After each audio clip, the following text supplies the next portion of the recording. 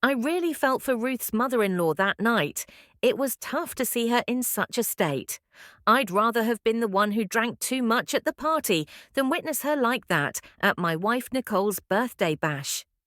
Ruth went overboard with the drinks, mixing them up until she ended up huddled over the toilet, throwing up everything she'd had. It was clear she'd emptied her stomach completely. I stepped in to help her, washing her face and trying to make her comfortable. She was barely aware of what was going on, asking me to look away as she dealt with something on the toilet. She was unsteady, so I made sure she didn't fall and hurt herself. I had to be careful. The last thing we needed was her hitting her head. When she started to doze off, I got her up and guided her towards the door. Thankfully, her friend helped her get dressed, and together we got her home, not too far away. Meanwhile, the party went on, oblivious to Ruth's absence. She was going through a tough time herself, having recently split from her husband, who had drinking issues. But there was a sense of relief in her expression, a break from her troubles, especially on her daughter's birthday. I practically carried Ruth all the way home, making sure she didn't pass out. It was a relief when I finally got her settled on the couch.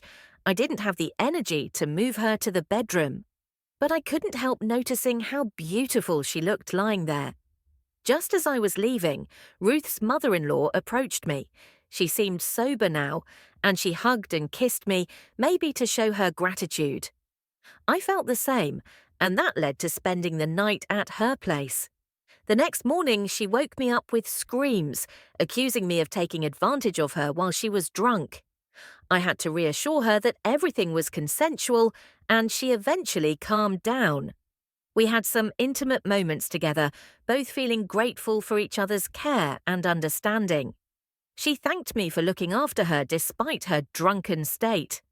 Although she wasn't thrilled about the drinking, she advised me not to take offense. We agreed to keep our relationship secret, with occasional visits and no mention to my wife. Ruth's mother-in-law seemed happy with that arrangement, her eyes shining like emeralds in the morning light. When I got back home, my wife was curious about where I'd been.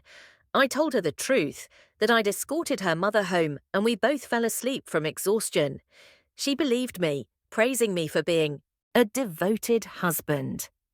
As I went about my usual routine in the following days, I thought about the complexities of human relationships and how shared experiences can bind us in unexpected ways. That night was a reminder of how delicate yet strong the human heart can be, navigating through passion, loss, and the unspoken truths that connect us.